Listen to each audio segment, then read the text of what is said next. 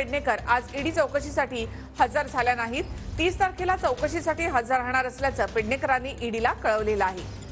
तर ठाकरेंचे हे दोन्ही नेते जे आहेत किशोरी पेडणेकर वायकर ईडीच्या रडारवर आहेत। थेट आपण जाऊयात आमचे प्रतिनिधी कृष्णा सोनारवाडकर यांच्याकडे। कृष्णा, निखिल, आपण पाहतो की रवींद्र वायकर आणि किशोर पेडणेकर यांना सलग चौकशीला बोलावण्यात आलेलं होतं। काल रवींद्र वायकरांना जोगेश्वरी भूखंड घोटाळ्यामध्ये चौकशीला बोलावण्यात आलेलं होतं, मात्र ते चौकशीला हजर झाले नाहीत। त्यामुळे ईडीनं पुन्हा एकदा त्यांना तिसऱ्यांदा समन्स पाठवून 29 तारखेला चौकशीला हजर राहायला सांगितलेलं आहे।